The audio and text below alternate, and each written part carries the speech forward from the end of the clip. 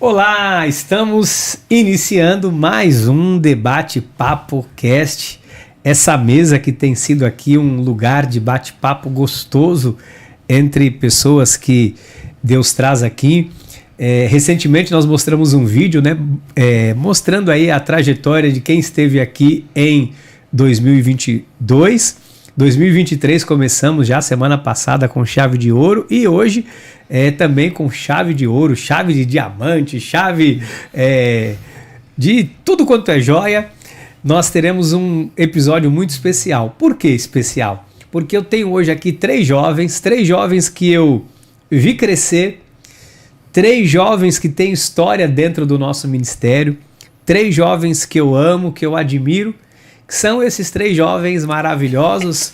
Meu nobilíssimo e querido filho, para quem não sabe, esse garoto aqui tem um filho já rapazinho, casado com essa mocinha aqui, que daqui a pouco vai se apresentar para quem não conhece, e esse filho postiço, que é o meu filho na fé, nosso querido ministro Bruno, nascido e criado aqui também dentro da igreja, né? Nascido e criado aos pés de Gamaliel, de Gamaliel. Sim. Não, do nosso ministério. Então, que alegria, é um prazer ter vocês aqui. Bruno, pode ser você que está na ponta da mesa, se apresenta aí, fala um pouquinho, quem é o nosso querido, quem vê você ministrando louvor, né? Quem vê você na igreja, quem é o ministro Bruno? Primeiramente, bispo, graça e paz, é uma honra estar aqui nesta mesa, né? Por tantas pessoas que já passaram aqui, né? Pessoas importantes, né, que eu admiro muito, né, e pessoas também que eu não conhecia, né, que hoje eu conheço, mas é uma honra, mais uma vez obrigado pelo convite, a bispa também que está ali nos bastidores. Podia estar aqui, acho que faltou o microfone para a bispa estar aqui hoje, né, vamos providenciar mais um. E é sempre uma honra, né, estar aos pés de Jesus, estar aos pés da igreja, e é uma honra, bispo. Muito obrigado. A alegria é nossa ter você aqui conosco nessa mesa. E você, meu filho? Tetezinho do papai! E aí, galera? Quero agradecer a vida do meu pai e da minha mãe por... Minha mãe já tá rindo aqui. É emoção, acredito que seja emoção. É coisa de mãe, é coisa de mãe. É coisa de mãe.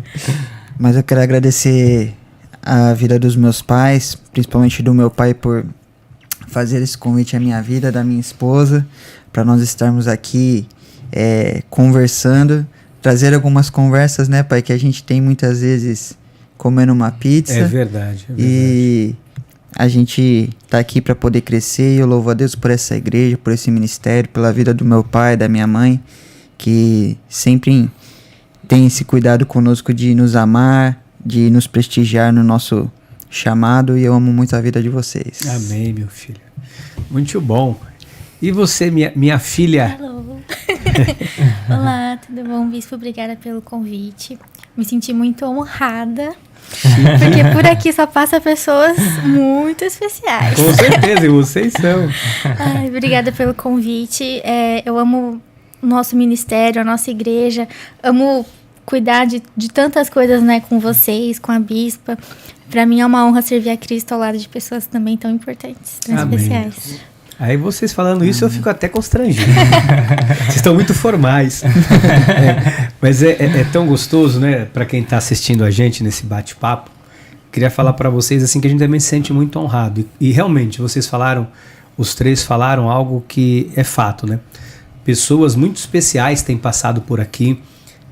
Cada pessoa que a gente convida, cada convite, ele não é por acaso, né? São pessoas que realmente eu sei que o Senhor trouxe aqui, estão conectados conosco, né? Algumas pessoas que não são do nosso ministério, outras que são, e tem sido muito legal. E a gente pensou em vocês, né? Eu e a bispa, já dentro dessa programação para esse ano, porque a gente sabe do potencial de vocês, né? A história, o testemunho de vocês que é extraordinário, que realmente motiva, e eu tenho certeza que o nosso bate-papo hoje, como o Lucas falou, muitas vezes ele acontece a gente comendo uma pizza, às vezes, né, quando nós estamos no gabinete pastoral, ou enfim, ou em tantos outros lugares, né, e vocês foram os três criados na igreja e cada um com uma experiência, né? E aí eu queria que vocês compartilhassem um pouco disso, né, com a gente. Vou começar, não sei se eu começo pelo meio, se eu começo pela... Para aí, para aí. Pelos mais velhos. Primeiras Meu damas. Deus do mais céu, velhos. não, as damas está dando o lugar dela. Então eu vou começar primeiro pelo Bruno. Bruno, você chegou na igreja pequeno, né? Sim. Bebezinho. Me recordo de você, talvez, acho que com 3 aninhos. 3 anos, 3, 4 anos. E foi realmente, literalmente, criado aqui. Uhum. E aí você tem uma percepção, né? Porque do que aconteceu na tua vida, algumas experiências dentro e no convívio dentro da igreja, na tua casa. Como foi para você esses anos? Qual a leitura que você faz, né, dessa sua trajetória sendo uma criança que foi criada dentro da igreja? Isso foi ruim para você? Te prejudicou no seu convívio social? Como que foi isso para você?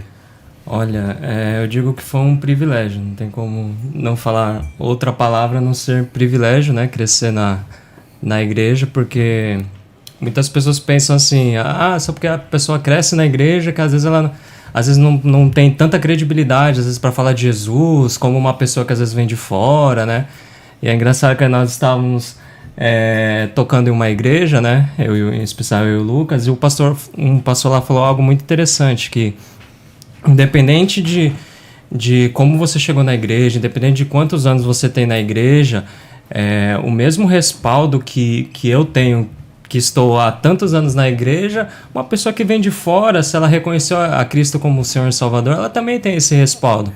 Porque o mesmo sacrifício que Jesus fez por mim, que estou desde o começo na igreja, verdade. É o mesmo sacrifício que ele fez para uma pessoa que está chegando hoje na igreja. Então, eu não sou melhor do que ninguém, ninguém aqui é melhor do que ninguém, né? Então, nós temos este conhecimento.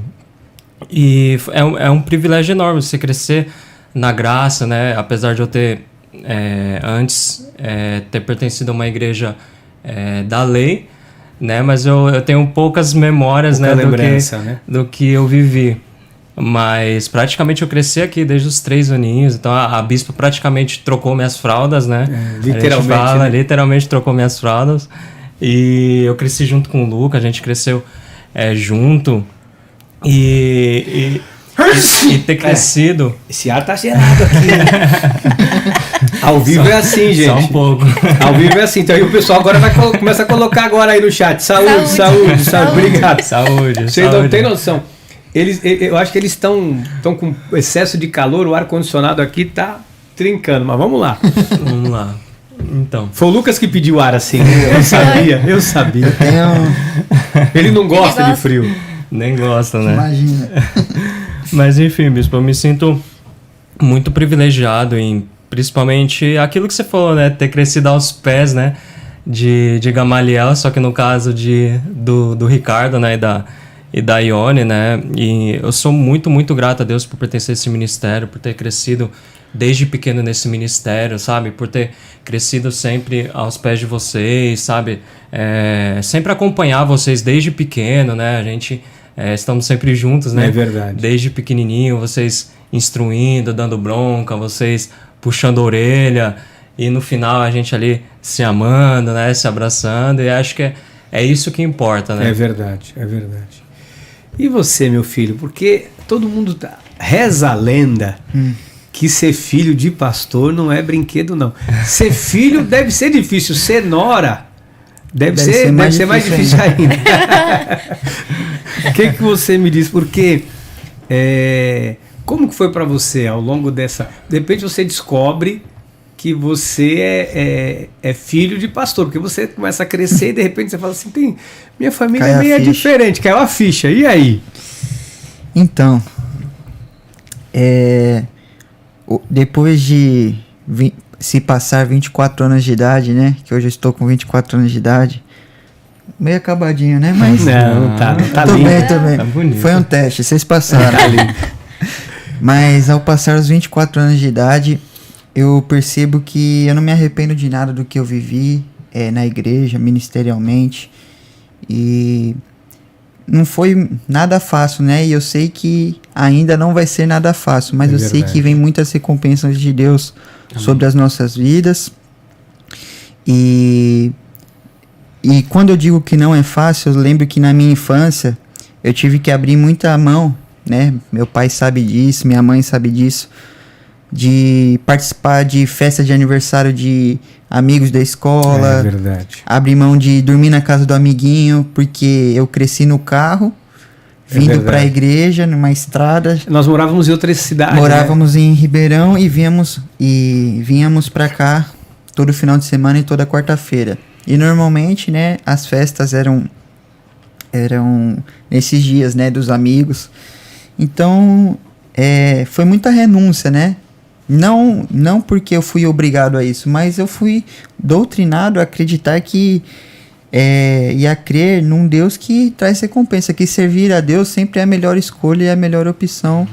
Independente, não perdi minha infância porque eu tive meus amigos na igreja, né, não perdi nada, absolutamente nada, porque foi muito bom crescer na igreja.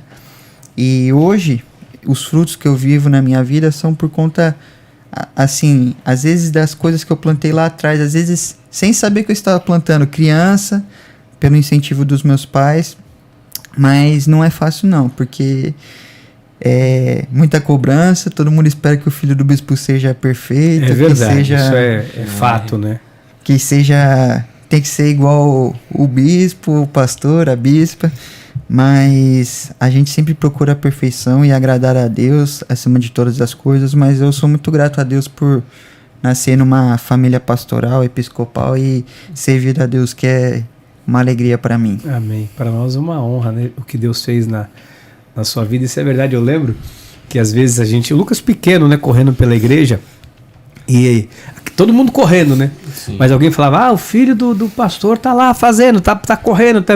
Então acaba sendo uma cobrança. Eu sei que nós também como pais, né? Eu e a sua mãe, a gente também cobrava muito, porque a gente quer também que o filho seja, de certa forma, né? Esse modelo, esse exemplo. Às vezes a gente até peca pelo excesso, porque a gente esquece que o nosso filho é como outro jovem qualquer dentro da igreja, né? Eu que te salvei. Eu sei de tudo. Ele contava, eu sei de tudo. E aí também temos a Mel. A Mel também, Mel, você foi praticamente criada dentro da igreja também, né? Como foi a primeira vez que você chegou, Mel? Eu não sei se eu tinha uns 5 ou 6 anos, mas era mais ou menos por aí também. Por aí, assim. Minha tia começou a vir na igreja. Sua tia Minha Márcia. tia Márcia. Márcia, tô com saudade de você, Márcia. Esse é seu lugar, viu? Vem pra Verdade, cá. tá assistindo. Tá assistindo, mas eu tô com saudade dela aqui na igreja. Ela é muito amada. Tem que vir. Começou, né, esse legado na família. Foi ela que começou esse legado na família. Foi, então ela começou a ir na igreja, começou a levar a minha irmã. E logo eu também já tava indo. Na época a gente tinha uma babá que cuidava da gente, morava na edícula de casa. Ela era uma jovem, né? E aí ela começou a levar a gente e acompanhar a gente na igreja. Logo minha mãe tava, outras tias começaram a ir. Quem trouxe a sua mãe foi a sua tia? Foi a tia Márcia, foi ela que começou tudo. Que convidou. A tia Maria também começou a participar. As minhas primas, né? Minha prima Graziella. E assim eu fui crescendo. Sua irmã? Minha irmã. E assim eu fui crescendo. Aí a minha mãe também logo começou a ir pra igreja também, né? Vocês pegaram o início de tudo. Uma vez o Lucas, falando alguma coisa aqui na igreja, não sei se foi para os jovens, comendo uma pizza, porque tantos momentos que nós estamos juntos que de verdade eu não lembro. E ele falou assim, essa criançada hoje pegou o filé mignon, porque a gente roeu o osso. E realmente, porque nós não tínhamos a estrutura que a igreja tem hoje, né? Vocês lembram como era? Lembro. A salinha tinha um cercadinho, tinha de madeira. O pessoal era tão... Primeiro que não tinha separação de idade, né? Uma era a salinha só das crianças. Ao mesmo tempo que tinha gente criancinha pequenininha, né? Depois de um tempo arrumaram até um berço, né? Que ficava perto ali do cercadinho. Sim. Mas tinha criança pequenininha com uns molecão alto. Era tudo junto. Tudo junto. E o lanchinho? O lanchinho era como o de hoje. Não. Mirabel. Mirabel e Kisuke. Mirabel e Kisuke. É porque aquilo ali foi a minha referência de infância. Então, quando tinha o Mirabel, eu achava que todo mundo gostava que hoje não é Mirabel a bolacha wafer. Não, hoje a criançada come Oreo e traquinas aqui. Não, acho que tem coisa até melhor. Outro dia eu vi aqueles caixas de... Como é o nome? Bolinho Ana Maria. Bolinho Ana Maria. Tem aquele outro que é o... Ai, como é o nome bem daquele compridinho? É tipo uma bolacha da Balduco? É, aquela barrinha de chocolate. Goiabinha? Goiabinha, eu vi uma caixa de goiabinha aí pra eles. Um negócio Não, hoje mas diferente. hoje a gente come. Vocês comem. Porque a gente não comia aquela É pra época, compensar. agora a gente vai na cozinha. A gente Vocês não têm vergonha, né? Eu entrei, inclusive, no ministério pra ser professora. Brincadeira. Pra poder comer o Pra lanchinho poder das comer. crianças. Isso que é engraçado, né? Antigamente era a bispa que dava aula pra gente, né? Hoje é a gente que dá, que dá aula, né? Olha é que muita, coisa legal. a transição é Olha muito... essa transição, né? A gente pisca, a gente já tá em outro Verdade. lugar servindo, né? Isso é muito legal, né? Vocês, ao longo desses anos, eu acho que participaram de diversos frentes, né? Dentro da igreja, de trabalho, na rua, até quando trabalho de evangelismo, louvor... asilo, né? Trabalho com levando alimentação para as pessoas em situação de vulnerabilidade, que vocês fazem até hoje, tal. E o louvor, né? Vocês entraram para o grupo de louvor da igreja e isso foi algo assim. Vocês eram muito pequenos, né? Sim. Vocês lembram como foi? Ó, eu ainda lembro mais antigo, bem antes, que eu tenho até fotos minha, pequenininho, 5 anos, 4 anos de idade, que eu era apaixonado por bateria. Então, eu tinha vários tamborzinhos, eu colocava uma vassourinha que era simulando os pratos, eu ficava tocando. Isso na sua casa, Isso Bruno? na minha casa. Então, minha irmã me influenciava desde pequenininho, então ela lavando louça, escutando música, eu lá tocando. Que legal. Então eu acho que isso Deus colocou em mim desde pequeno, né? Essa chama por música, por instrumento, Por né? adoração. Meu primeiro instrumento que eu aprendi foi a bateria. Então até hoje eu sou apaixonado, né? Por bateria. E eu acho que isso tá... Quando Deus coloca... a gente sabe que é de Deus, né? Não tem como. Então eu sei que essa chama que hoje eu tenho por louvar, por tocar, seja por servir, é algo que Deus coloca nos nossos corações, né? E é muito importante a gente estar junto, né? Sim, eu acho que é isso que é o mais importante, né? Quando a gente vê essas influências, né? A gente olhava a bispa, a gente via, sabe, outras pessoas ali no altar tocando, a gente, poxa, eu quero ser igual aquela pessoa. Eu quero estar ali. Isso que é o fantástico da igreja, né? A gente, às vezes, não tem a noção do quanto que a igreja é importante. E é justamente nisso, a gente olha para as pessoas, a gente quer ser igual aquelas pessoas, a gente quer estar naquela posição. É uma influência, né? Aquelas Sim. pessoas influenciam. Sim. Sim, com E certeza. o Lucas desde pequeno também, né, filhos? Sim, eu sempre... a gente sempre teve como referência na nossa vida, né, estar no louvor, que a gente achava alguma coisa bonita, uma coisa legal, né, e quando criança, né, adolescente, a gente queria... E eu sempre tive na minha juventude, assim, adolescência, como referência, hoje meu instrumento é tocar guitarra, e eu sempre tive, meu pai sabe disso, e todo mundo sabe disso, que minha referência sempre foi o Bispo Natan, Sim. e Bispo Fernando, Pastor Rodrigo, porque eles tocavam no louvor de São Paulo, e todas as vezes que eu via eles tocando lá, eu falei, poxa, eu quero um dia tocar e ser igual a eles, né?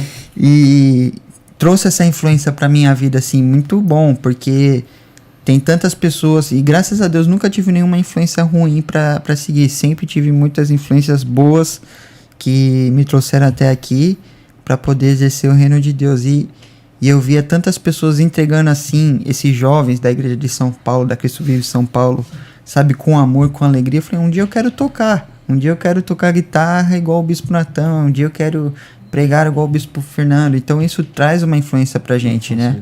E hoje eu vejo que vocês também estão replicando isso, né?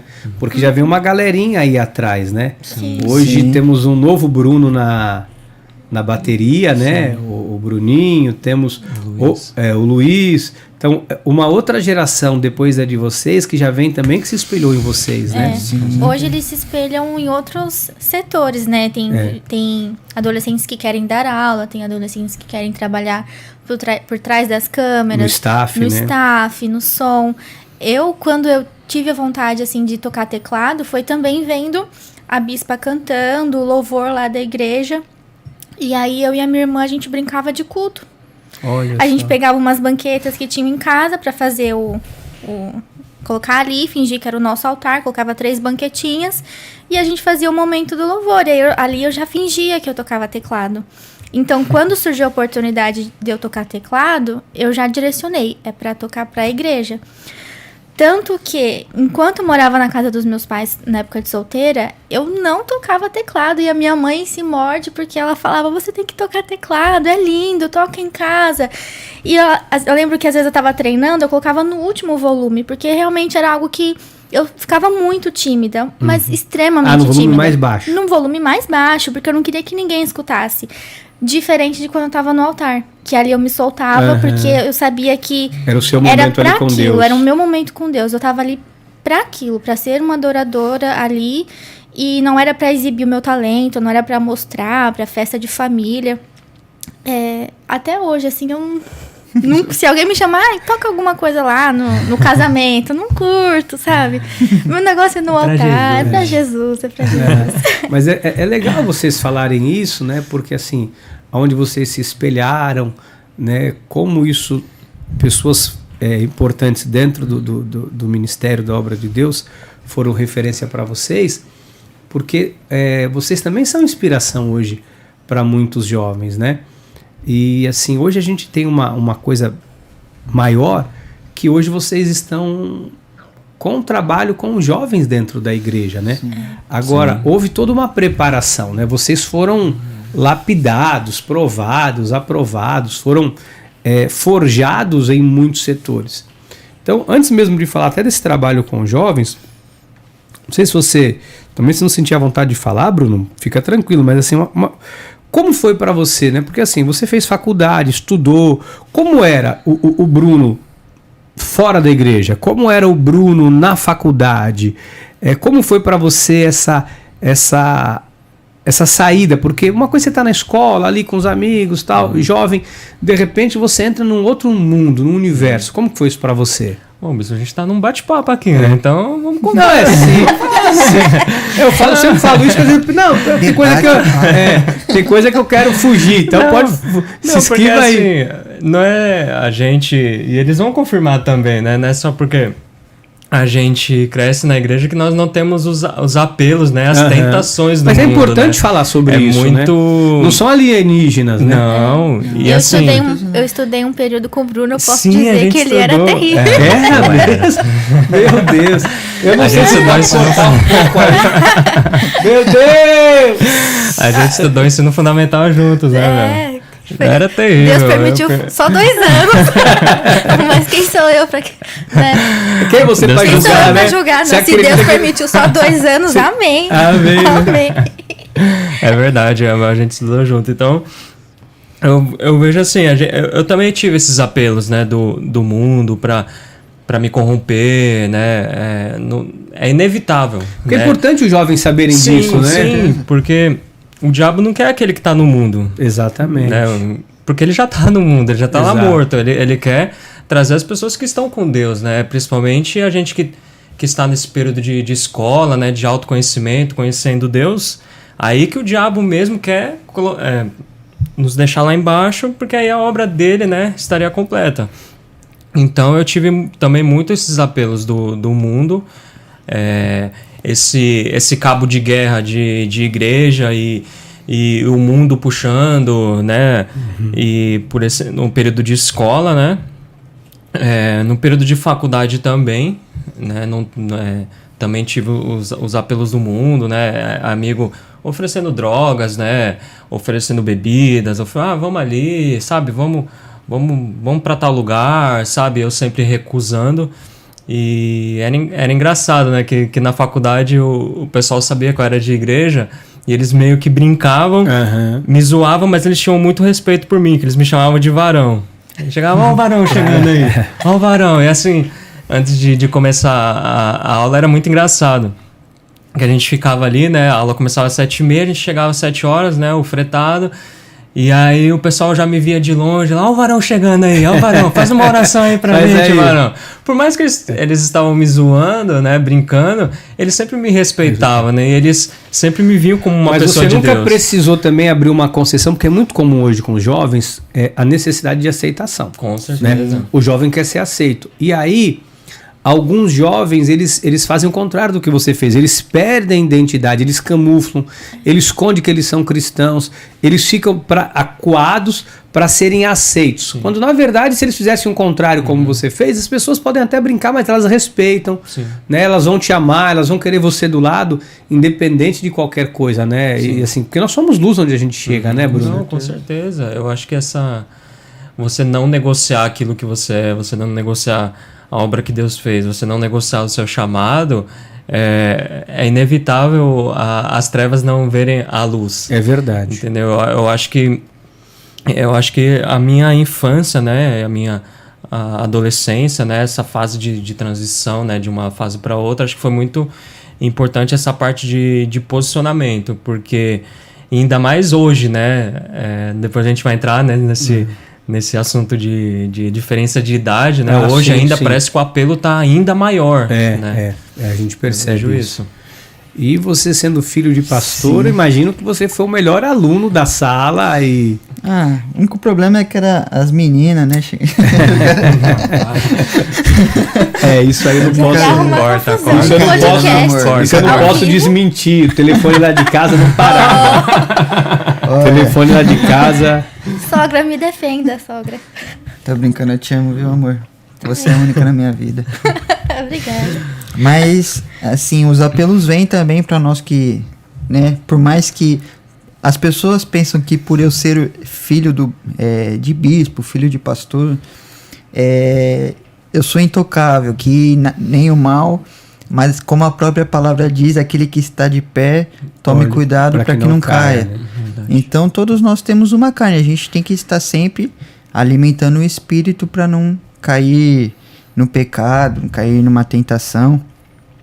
E eu lembro que na minha faculdade, o que eu penso, pai, é que é o seguinte: nós jovens, para podermos falar de Jesus hoje, nós precisamos viver experiências e nós vamos falar de Jesus através dos nossos dons, talentos e experiências que vivemos.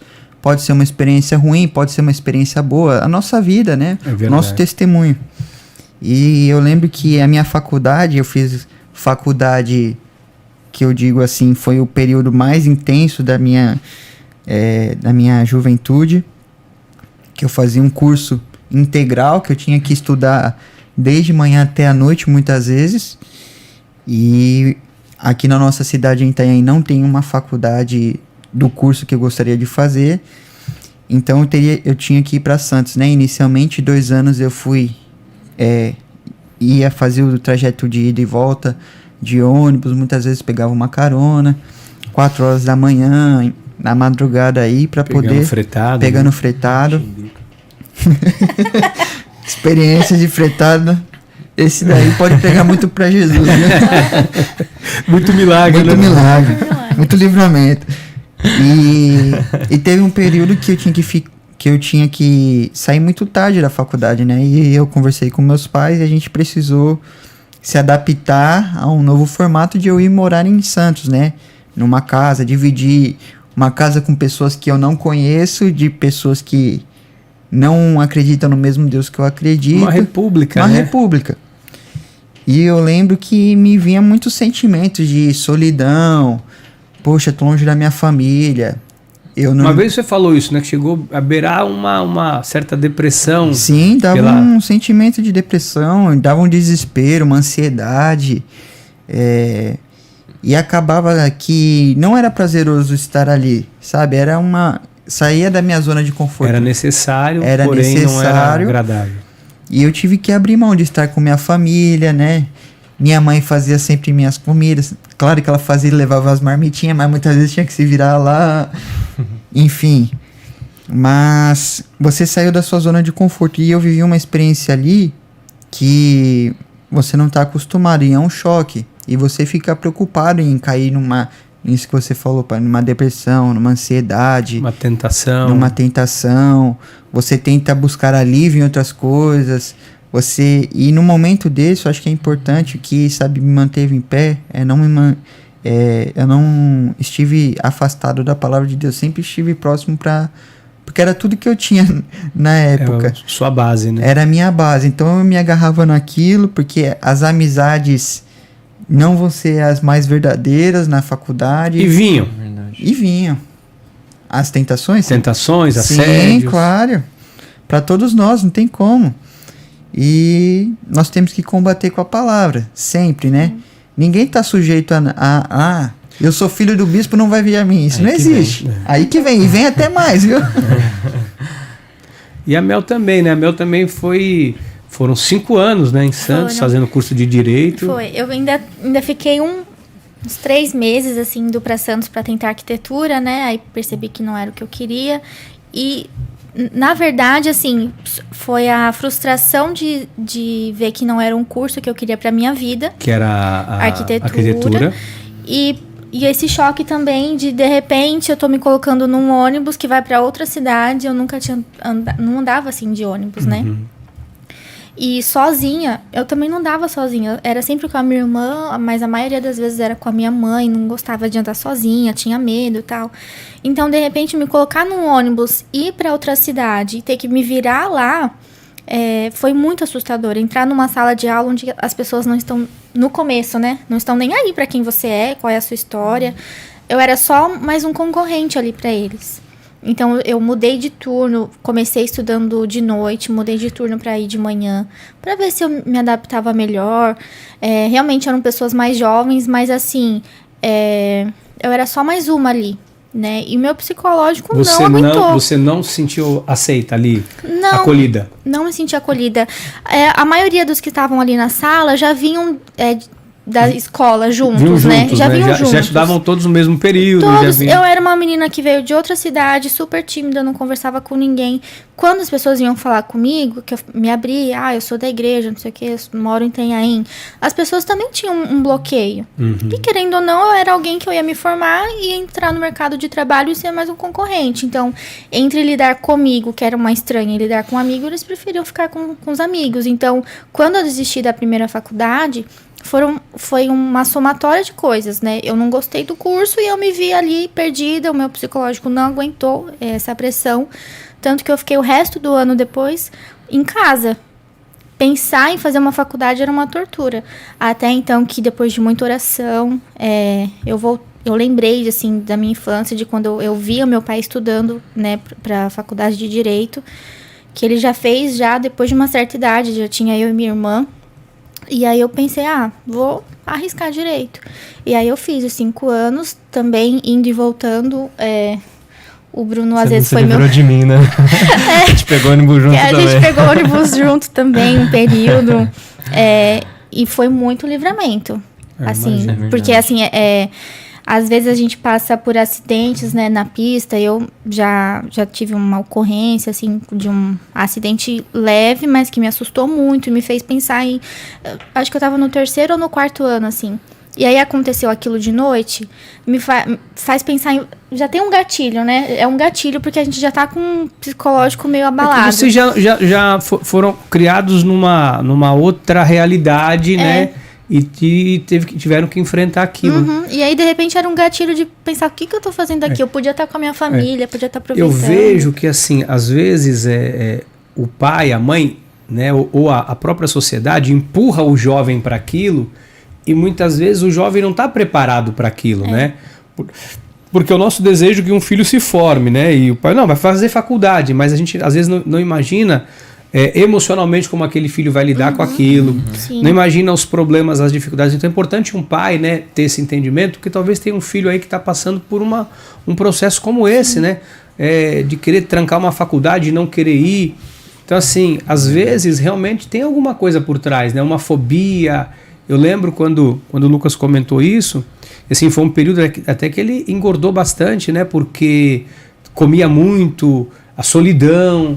Então são coisas que acabam acontecendo, diferente de vocês que iam e voltavam, estava em casa todo dia, né? Eu lembro que ele foi morar, da noite para o dia, ele saiu do ninho, né? E foi morar sozinho, como ele falou, com um estranho, tendo que lidar com várias coisas, né? Diferenças não só culturais, de idade, mas também da vida diária, né? Sim. Dentro de casa. Eu também engordei um pouco, bastante, assim, e adquiri enxaqueca. Uma coisa que eu nunca tive era chegar perto do horário de pegar o ônibus, uma dor insuportável, tanto que muitas vezes eu ia meio que dopada, assim, de 2 remédios dentro do ônibus, chegava na faculdade e ia pro banheiro vomitar, porque era algo assim, eu sabia que era emocional, não sabia como me livrar daquilo, e eu adquiri por conta da faculdade. Mas o importante é que vocês enfrentaram, né? Sim, porque também é importante falar isso, né?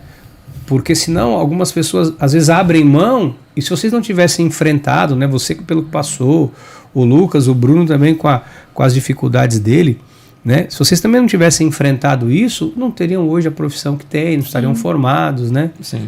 E eu me lembro muito quando, não sei se vocês vão lembrar disso, quando eu acredito muito nessa questão até do discipulado, né?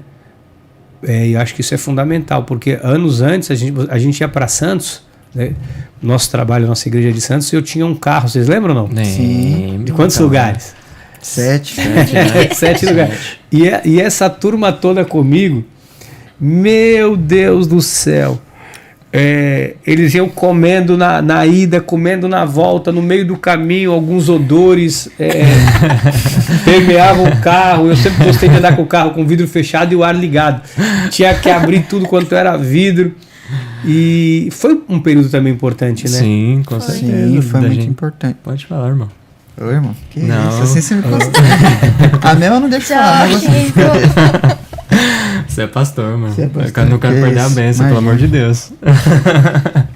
Não, foi importante sim para nosso crescimento, né, pai? Ali a gente aprendeu muito a ver, assim, a ver um crescimento da igreja. A gente viu Os bastidores, os bastidores, né? Eu acredito que a gente viu o crescimento da nossa igreja Cristo Vive em Itanhaém. Só que nós tínhamos uma certa idade e a gente viu... Não havia percepção, né? Só que a gente passou meio que a gente não viu os bastidores exatamente como eram. Mas a gente acabou vendo como acontece mesmo o crescimento, de lidar com as pessoas, o compromisso de poder estar no culto lá, mesmo muitas vezes tendo 3, 4 pessoas para nós fazermos culto, nós estávamos ali como se tivesse a igreja lotada, cheia. Verdade. Muitas vezes terça-feira chovendo, eu saía da faculdade, lembro que eu saía, como a igreja era em Santos, eu saía da faculdade e já ia direto lá para a igreja. É verdade, você ia para poder tocar, né, de terça-feira. E ficava por lá, muitas vezes voltava de ônibus para matar um pouco da saudade, mas foi uma experiência muito boa, porque ali foi um ensinamento que meus pais trouxeram para as nossas vidas, né? Para nós crescermos, para vivermos hoje e conseguir instruir a vida de outros jovens igual instruíram a nossa, né? Mas foi uma experiência muito, assim, importante e significativa em nossas vidas. Bruno ia falar? Bruno, pode falar. Eu ia falar da importância do discipulado, né? Que acho que eu creio que seja fundamental, né? Se nós aprendemos com vocês, hoje a gente tem a noção de que outras pessoas aprendem com a gente também, né? Verdade. E é um choque, né, de realidade. Porque a gente vê, eu tenho 25 anos, né? A gente tem a mesma faixa etária, né? E é um choque, às vezes, a gente aconselhando, às vezes, jovens de 18 anos, de 20 anos, às vezes conversando com pessoas ainda mais velhas, ainda vindo pedir conselho com a gente, às vezes, pelo menos na minha cabeça, bate um choque, assim, eu falo, nossa, mas por que essa pessoa tá vindo falar comigo, né? E aí a gente vê a importância desse discipulado, da gente aprender, da gente estar junto, do que foi a gente estar junto forjado desse em vocês, braseiro. né? Sim. Que foi forjado. Porque, assim, a gente sempre acreditou muito que é o convívio, é esse discipulado de Com perto, certeza. é ouvindo, vendo, tendo as experiências que vocês tiveram, né? Quando a gente começou o trabalho lá, vocês foram fundamentais, eram jovens, mas foram jovens que estavam ali fundamentando junto conosco aquele não só lá, mas aqui também, né, em todos a gente sempre junto. E isso é importante, né? Saber que hoje vocês são referência, né, para outros tantos jovens. E aí, depois de uns anos, surgiu, de fato, o nosso trabalho com os jovens, né? Porque vocês eram cuidados e hoje vocês cuidam, né? Os três acabam hoje, são responsáveis pelos jovens, né? Que eu queria que vocês falassem um pouquinho sobre isso, sobre o Eclectus. Porque quantos anos já tem o Eclectus? Uns 10 anos? Já tem uns 10 anos. Acho que já tem já. Uau! E foi uma revolução, né? Porque nós tínhamos a nossa igreja Cristo Vive em São Paulo, que tinha o F Caris, né? O Fundamento Caris. E aí nós queríamos também começar um trabalho com os jovens. E vocês eram tudo garotos, né? De 13, 14 anos. A gente sempre fez parte, né? Graças a Deus. Foram fundadores, né? Foram os fundadores. Mais que tinham outras pessoas na liderança, né? A vocês gente sempre foi discipulado. Que já eram músicos, já tocavam, sim, já estavam junto. De alguma maneira. E foi uma época boa, porque a gente nós íamos pra aula dos adolescentes, né? Então ali já era Deus preparando também nós para aquilo que viríamos, né? Para aquilo que viria pra gente. O Bruno seria ministro, nós seríamos pastores. Então foi uma época muito boa. Assim que a gente saiu, né, dessa aula dos adolescentes, que teve essa imersão para o mundo dos adultos, já veio em seguida o trabalho com os jovens, a liderança dos jovens. Deus já tinha preparado tudo, assim, sim, né? Sim. E aquilo que era feito com vocês, né? Eu sei que foi uma outra época, né? Era uma outra forma, uma outra geração, vocês. Mas aquilo que foi feito com vocês, hoje vocês conseguem, eu sei que é uma forma diferente, com os jovens. Aí surge o Eclectus, né? Do grego eleitos, né? Eleitos, escolhidos. E aí surge o Eclectus, a gente fundamenta esse grupo de jovem há 10 anos atrás, e vocês já estavam ali precocemente também no meio, encabeçando e incentivando quem estava na mesma idade e quem estava acima junto com vocês, né? E como que é esse trabalho hoje? Bom, esse trabalho, assim, eu fico muito feliz de poder liderar a vida de jovens, porque a gente pensa jovens é o futuro da igreja. Então a gente está cuidando do futuro da nossa igreja que futuramente irá substituir o nosso lugar, né? Que esse é o pensamento que a gente tem que ter. Esse é o passar o bastão, discipulado, né? É o discipulado. Então a gente prepara a vida dos jovens para poderem assumir essas responsabilidades, para nós assumirmos outras, né? Mas o trabalho tem sido uma bênção. A gente tem visto a vida de muitos jovens sendo transformados através da palavra de Deus, através, sabe, de todos os ensinamentos que a gente traz sobre relacionamento afetivo entre namorados, sobre vida profissional, carreira que querem seguir, sobre fugir do pecado. Então a gente aborda muitos temas que os jovens vivem hoje. Temas atuais, né? Porque, assim, hoje eu sou... o Bruno vai casar, né? Mas hoje eu casei, sou um tipo de jovem que sou casado, mas tem muitos jovens que não estão vivendo o casamento, eles estão vivendo a escola, a faculdade, né? São várias faixas etárias dos jovens hoje, né? Então, às vezes a gente precisa abordar um tema do que eles estão vivendo hoje, do que é bom falar sobre o futuro. Sim, mas eles precisam viver hoje, saber o que está acontecendo na vida deles, no interior deles, para eles poderem conseguir seguir o caminho, sabe, mais certeiro, sem errar, sem se desviar e sem perder tempo indo para um caminho errado, ou pecando, ou se desviando, né? Mas tem sido uma bênção, graças a Deus. E muitos jovens se desviaram, mas porque foi muita escolha de se afastar daquilo, porque Deus sempre esteve presente entre nós para a gente poder, sabe, demonstrar esse amor. Então o conselho que eu dou para você, jovem, não se afaste disso, não. Sempre queira estar perto de servir a Deus, porque é um caminho que nos trará muitos frutos e muitos benefícios em nossas vidas, mas Deus sempre tem nos guardado, não é verdade? Como vocês falaram, né? As tentações, as questões, elas nunca deixaram... Elas podem mudar a forma, né? Sim. Os apelos.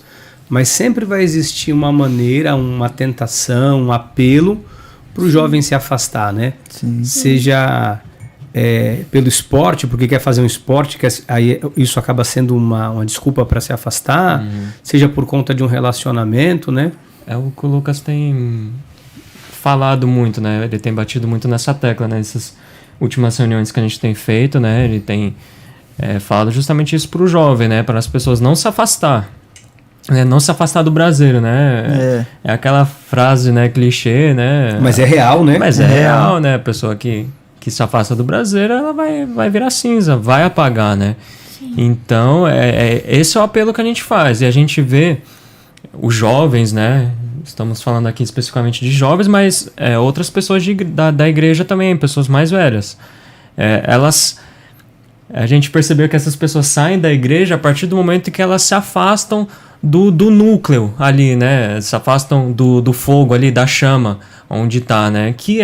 A gente fala que é a liderança, né? Quando a gente está perto um do outro, quando a gente está... Por mais que às vezes a gente está abatido, às vezes a gente vê algum jovem ali, tal, mas a pessoa está perto da gente, fica mais fácil da gente puxar esse jovem para perto. Pô, cara, acorda pra vida, entendeu? Repense nas suas atitudes, entendeu? Olha, cuidado que esse caminho aí não vai dar certo. Então, esse é o apelo que a gente sempre faz. Não se afaste da igreja, principalmente da igreja. Não se afaste desse núcleo. Isso é fantástico. Fantástico, né, é importantíssimo. E uma coisa assim, né, que a gente vê hoje muito, é questão de relacionamento. Eu vejo que muitos relacionamentos acabam afastando os jovens da igreja, né? Você, quando foi namorar, Bruno, aconteceu uma coisa interessante, né? Diferente do exemplo do Lucas, você não encontrou alguém aqui na Cristo Vive Itanhaém. Sim. Né? Foi na Igreja Cristo Vive de São Paulo. É porque às vezes o jovem fala, não tem ninguém aqui, eu não tenho uma namorada, tá? E aí ele começa a se encantar com alguém da escola, como falaram, né? Sempre vai ter alguém querendo, sempre vai ter uma atração física e tal. E aí o jovem se aproxima de um outro jovem que é do mundo, aí daqui a pouco é arrastado, tá longe do braseiro, se esfria, entra por um caminho que só vai dar destruição e morte, e você não tinha uma pessoa aqui. Conta um pouco dessa experiência para nós. De repente, o Bruno conheceu a namorada que era do nosso ministério, mas em outra cidade. Sei que tá pra casar, né? Sim. Em breve, em nome de Jesus. Sim, esse né? ano. Que seja esse ano. Será, em nome de Jesus. E aí, como que é isso? Amém, meu amor. Toma posse aí, em nome de Jesus. A data tá marcada. Então, Deus... É bom, né, Bispo? Porque até tem patrocinadores aqui do Debate Papo Cash, né? Então, eles podem entrar em contato comigo, né? Patrocinar meu casamento. Deixa o Pix aqui embaixo. Por favor, o pessoal aí do staff aí já vai anotando aí. Só não anuncia muito, senão vai ter que convidar muita gente. Mas vai salgar aí. Vai salgar. Deixa eu aproveitar a dica aqui pra falar um negócio de casamento. Eles estão brincando aqui, mas casamento não é fácil, né? Porque fazer uma lista de casamento... Não falou o casamento. A lista para fazer o casamento não é fácil. Porque tem uma lista, né? Sim. Lucas brincou. Fazer lista de casamento é fácil. Difícil é ser filho de pastor e fazer lista de casamento. Não, você sabe, a gente brinca, mas é verdade. Porque assim, algumas pessoas ficam chateadas, né? Sim. Às vezes não fui convidado. Não é porque a pessoa não é importante. Às vezes não há um grau de importância. Aquele ele é mais importante do que eu. Não é isso, é que às vezes também é a questão financeira, sim, né? Com certeza. É porque, de verdade, quando o Lucas e a Mel casaram, o meu desejo era fazer uma festa para 1.000 pessoas, para convidar 700, 300, não tem nem quem convidar, né? Mas, infelizmente, financeiramente, não é possível. Eu sei que tem gente que se chateia, né? Sim. A gente tá brincando aqui, mas é sério isso. Então, sério. Se você que tá me assistindo ficou chateado por causa do casamento do meu filho, nos perdoe, né? Porque a lista... A seara é grande, poucos são os trabalhadores. Não fique chateado, porque você vai ficar no meu também. Mas voltando pro assunto... Começa a vender ingresso pra isso. Faz um evento. Agora, voltando ao assunto aqui, Bruno, como foi isso? Conta, porque é importante os jovens que estão assistindo a gente também entender isso, assim, de saber esperar, de tomar cuidado de não buscar no mundo, de não se contaminar. Porque às vezes a pessoa vai buscar fora e ela não sabe que aquilo vai ser o maior tropeço na vida dela, né?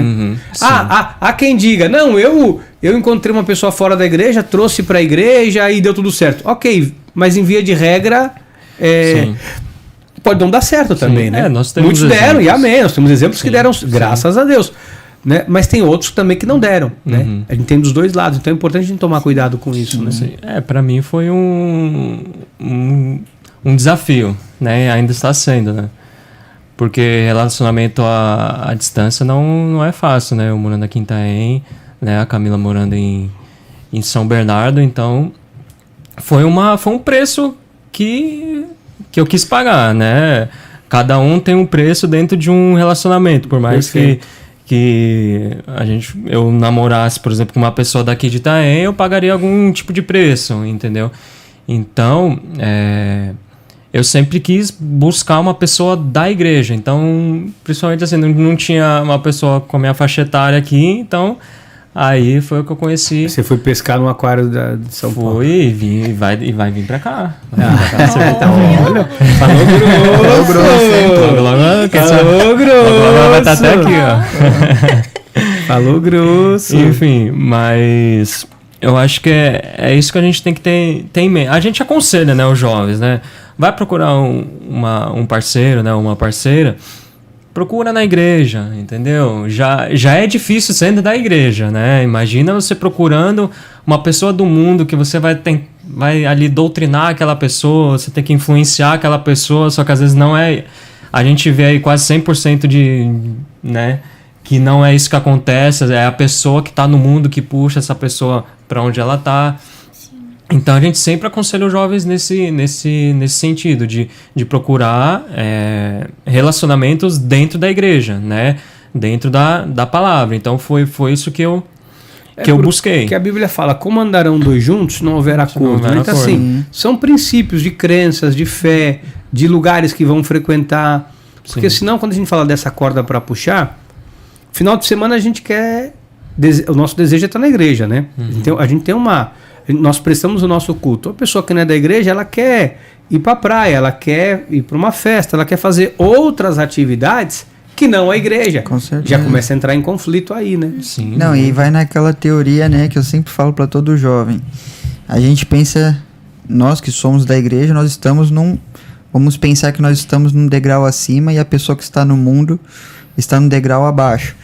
E o jovem às vezes quer falar, vou namorar a pessoa lá, e ele usa como desculpa que vai ser usado por Deus. E hoje, uma opinião minha, hoje é muito mais difícil acontecer isso, né? Porque a gente vê que o mundo está cada vez mais terrível, os apelos estão cada vez maiores. E se a gente for pensar em física, um tá segurando a corda, a gente que tá em cima e a pessoa, o seu namorado, a sua namorada tá embaixo, tá segurando a corda. Ou você puxa ela para cima, ela vai te puxar para baixo. E fisicamente, qual que é mais fácil? É puxar para baixo. E é o que acontece, o jovem acaba sendo, sabe, ele tinha um propósito, uma vida linda, e ele cai na ilusão que vai transformar a vida, mas acaba destruindo a própria vida, pensando que vai ser, sabe, que vai transformar, só que um namoro... E até um parênteses, bispo, que me veio aqui na mente, às vezes o jovem acha que se ele procura assim no mundo, de forma... sabe, desesperado, é porque ele está desesperado ali, tá agindo na carne. E aí ele tem esse determinada atitude e busca um relacionamento, ou às vezes uma outra área da vida. Depois o que acontece? Vem um vazio. Sempre vem um vazio, porque a pessoa, às vezes ela quer procurar, sabe, a pessoa tá solteira, ela tá, sabe, ali de forma... sabe, desesperada ali na mente, viajando, emocional abalado, e ela vai procurar algo no mundo. A gente sempre fala, você ir até o mundo, você pode ter ali aquele prazer na carne, né? Que o bispo sempre prega isso, mas logo depois vem o quê? Vem um vazio. E a sensualidade hoje, essa questão, ela tá muito aguçada, né?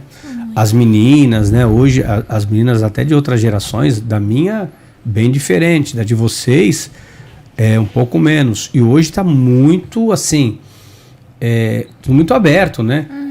A questão muito liberal. Sim. O namoro em casa, dorme junto, dorme no quarto. Então, assim, a gente vê que isso hoje está muito liberal.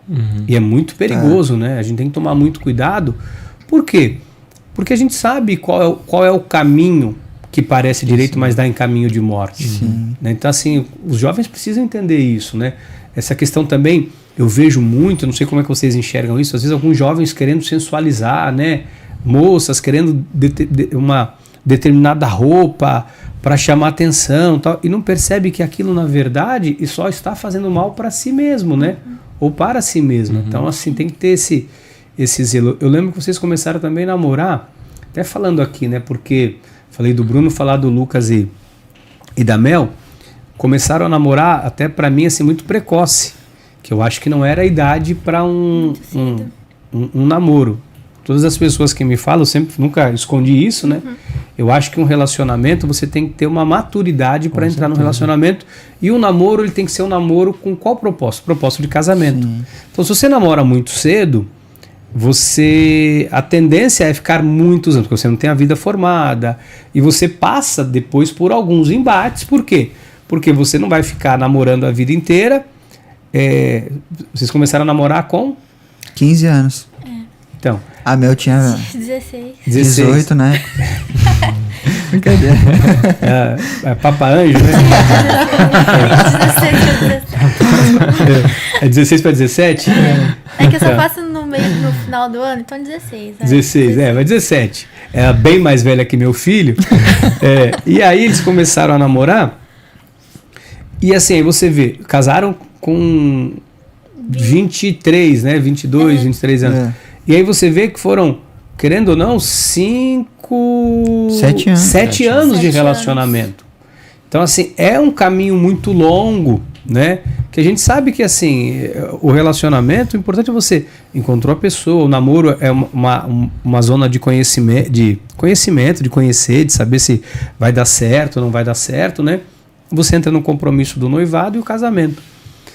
E, às vezes, com uma idade muito baixa, não tem a maturidade, não tem a condição financeira, tem o sonho, mas tem a total dependência, né, dos pais naquele momento, até para poder ir no cinema, enfim.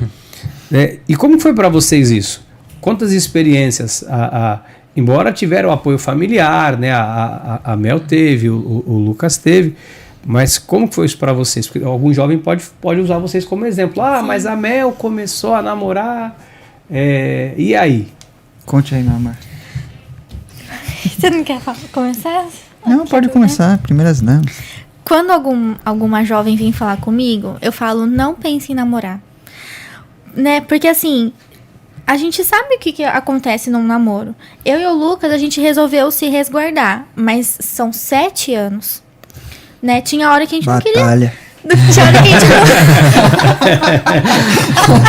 tinha hora que a gente não queria se ver, porque sabia que, sabe, não tem razão. Então a gente sonhava muito com o casamento, com a época que a gente poderia ter uma vida juntos, porque a gente ficou 7 anos, é muito tempo, mas são 7 anos que a gente não ficava sozinho, até porque nem podia, e a gente tinha essa consciência de que não deveria ficar sozinho. Então a gente sempre estava com vocês, era sempre um passeio em família, ele sempre estava com os meus pais. Quando não era passeio em família, era no cinema, era uma coisa próxima, que poderia ter um controle. E quando a gente tem a oportunidade de falar com jovens, não faça isso, foca no seu estudo. A gente teve, assim, livramentos da mão de Deus. Porque se a gente for fazer uma comparação, nós somos a exceção da exceção, né? 90% dos relacionamentos dos jovens não são assim. Não conseguem ficar aguentando 7 anos para poder casar. E teve um culto jovem que a gente falou sobre namoro. E eu falei para jovens de um sonho meu que eu tinha de fazer intercâmbio na Itália. Foi um pouquinho antes de começar a namorar com o Lucas. E eu queria muito ir pra Itália. Eu queria ir na época do ensino médio. E eu ia ficar na casa de um casal que era amigo do meu pai. E teve um jantar lá em casa. E ele falou, olha, vou ser bem sincero. Essa não é a melhor idade pra você ir. Porque lá tem muito rapaz italiano, não sei o que, não sei o que. Né? E aí ele falou quase, filho. Quase perdeu a bênção. Quase, hein? Deus foi generoso com Deus você, foi viu, bom. querido? Caramba. E aí, meus pais falaram que, então não, né? Lógico, a questão financeira também. Mas, enfim, aí eu teria que esperar acabar o ensino médio para poder ter o sonho do intercâmbio. No último ano do ensino médio, eu comecei a namorar com o Lucas. Então, o que aconteceu com o meu sonho do intercâmbio? Sumiu. Intercambiou, porque na minha cabeça era o Lucas, era só o Lucas. Eu queria viajar com o Lucas, eu queria casar com o Lucas, sabe? Então, tudo ficou voltado pro Lucas. E aí, nesse culto jovem, eu falei, às vezes o jovem planeja sonhos que Deus coloca, assim, na sua mente, né? Eu falei do intercâmbio, mas às vezes o jovem tem um sonho de começar a trabalhar mais cedo, não sei, sonhos. E aí, você inclui uma pessoa que não vai pensar como você. É verdade. E aí o sonho Deus deu pra você e não pra outra pessoa. Aí, né, então a falta de maturidade vai fazer você cortar sonhos que você poderia desfrutar de algo novo, mas você pulou etapas e tomou um rumo na sua vida completamente diferente. Hoje na escola, né, a gente vê assim, a garota na escola ela já tá namorando com 13, 14 anos, 15. Com 12 jovem, anos. Né? Então a gente vê que isso tá muito... Então aí o cristão, ele também acha, a pessoa... eu não sou um ET, eu tenho que... Sim. Só que ele não percebe que não é questão de ferir princípios apenas, né? Embora isso seja extremamente importante. Mas é que, assim, não está preparado para aquilo. A gente vê hoje pessoas que têm sequelas na vida terríveis. Por quê? Porque pularam uma etapa, porque começaram um relacionamento. E aí você vê já jovens hoje, emocionalmente, todos desestruturados. Por quê? Teve um relacionamento, não deu certo, eu quero me matar. Às vezes tenta se matar por causa disso. Aí outro que é frustrado porque ninguém me ama, ninguém me quer. Mas é um jovem, às vezes, que está com 17, 18 anos, tinha que estar pensando em outras coisas e aí está focado nisso e não percebe que a vida... Porque assim, eu sei que todo jovem tem a necessidade de ser aceito. E uma coisa importante, né, que a igreja... quando o ministro Bruno falou... O fato de você estar no braseiro, estar com os amigos, estar todo mundo junto, supre também essa lacuna da necessidade de você ter alguém. É uma linha tênue. Mas você tá na comunhão, você está com os irmãos, você está junto, você está com o pessoal. Ou seja, você está numa outra frequência. Você não está naquela frequência que o jovem do mundo está, né? Porque a frequência do jovem do mundo é essa, é a balada, é a bebida, e muitas vezes se pensa no futuro... mas achando que o futuro é isso. E não percebe que o que eles estão vivendo está destruindo o futuro, né? Não, e o que acontece, que eu vejo na vida de muitos jovens, né? Nós começamos a namorar com 15 anos, né? E a gente tem que estar atento para sempre não pecar. Então, você que é jovem, aprenda a dizer o primeiro não, porque o segundo vai ser mais difícil. Quando você vence a dizer o primeiro não, o segundo vai ser mais fácil. Agora, se você diz o sim e dizer não pela segunda vez, vai ser mais difícil. Porque você experimentou isso e fala, pô, legal. Não aconteceu nada. Não aconteceu nada, ninguém viu. Mas o que eu percebo na vida do jovem é o seguinte, o jovem tá lá na escola e ele começa a namorar. Vai ter uma queda nas notas, um desempenho na escola. Né, vai ter o foco muda, né? Foco muda, a ambição dele vai diminuir, ele vai pensar em outras coisas, ele não vai querer trabalhar, porque muitas vezes... Então, o foco dele principal vai ser o namoro, para ele não perder a pessoa que... é o amor da minha vida, e posta, como se fosse, né, tipo... insubstituível, como se fosse para sempre, como se fosse a mulher ou o homem da vida desse jovem. Só que isso é perigoso demais, porque o jovem já, hoje em dia, né, principalmente, já vive em um turbilhão nas emoções. E aí que entra aquela fase que às vezes o namoro não dá certo e um jovem não vai aceitar. Ele vai ficar triste, e aí vai desenvolver uma depressão, ele vai se matar. sabe, vai sofrer por algo que ele não precisava estar sofrendo naquele momento, sabe, ele precisava estar com foco em outras coisas. Ou então, um jovem faz uma relação antes de casar, tem uma relação sexual antes do casamento, engravida e pula um processo, uma fase que vai ter que adiar sonhos, vai ter que adiar projetos, vai ter que adiar, sabe, sonhos. E isso não é legal, porque nós estamos na escola, nós temos que viver a nossa vida na escola, é a fase da escola. Nós estamos na faculdade, nós temos que viver a fase da faculdade. Sim.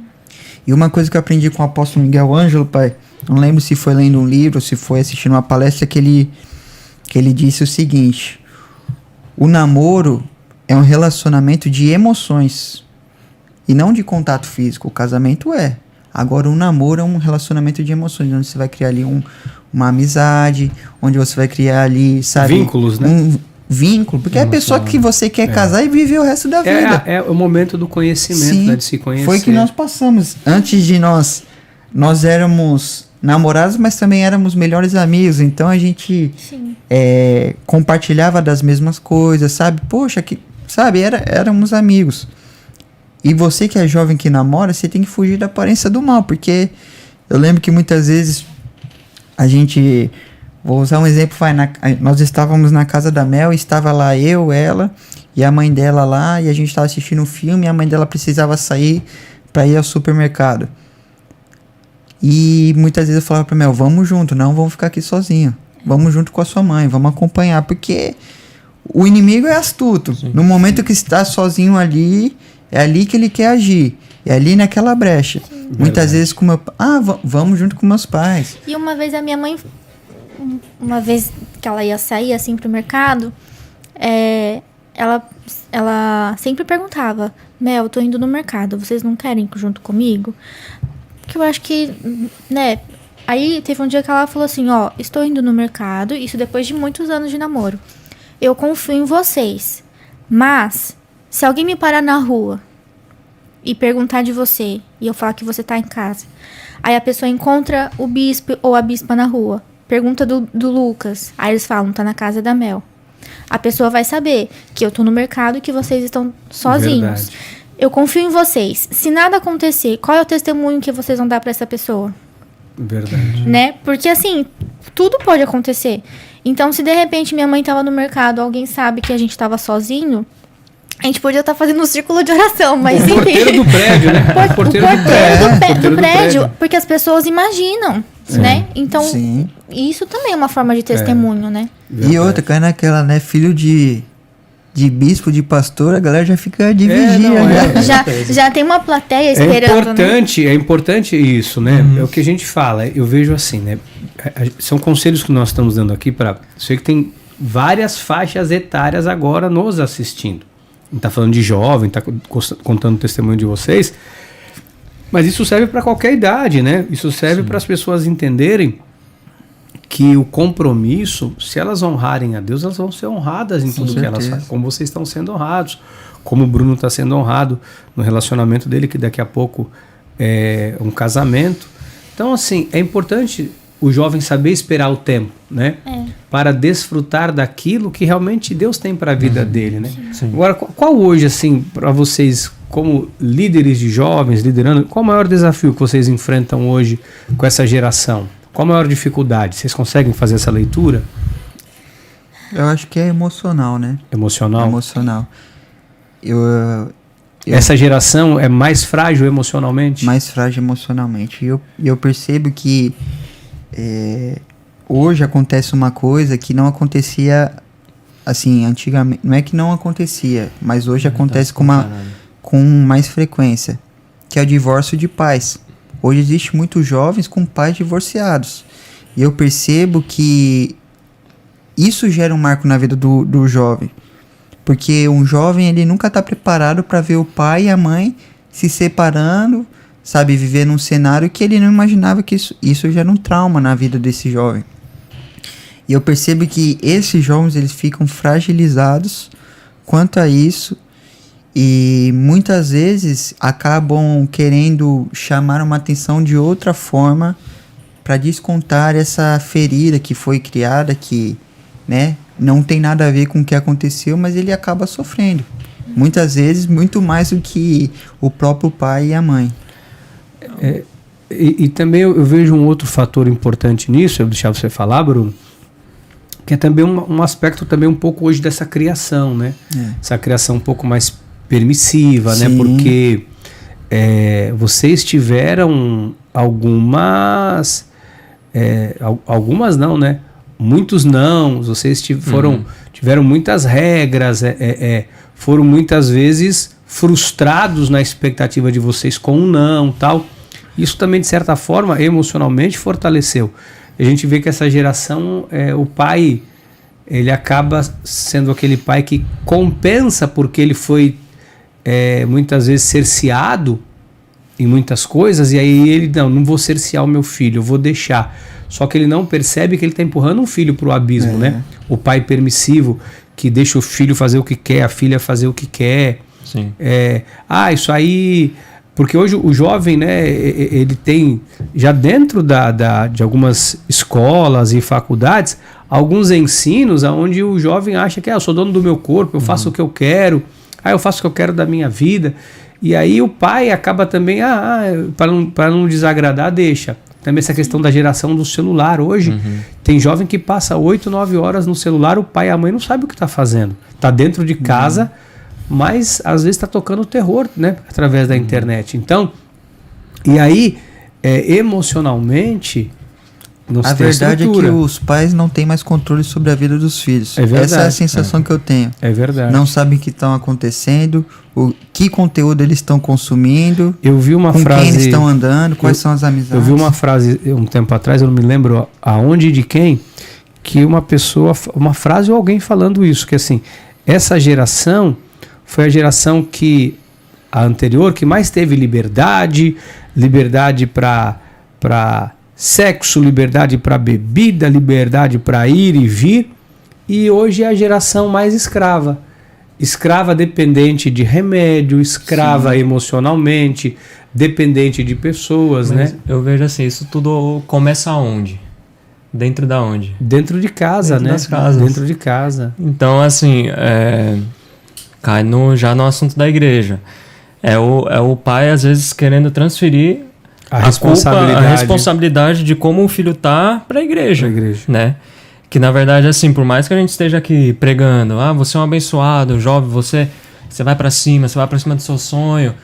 Aí ele chega em casa e vê um pai, moleque, você não presta, sabe? Você é um burro, desculpa na expressão. O que o filho vai acatar para si?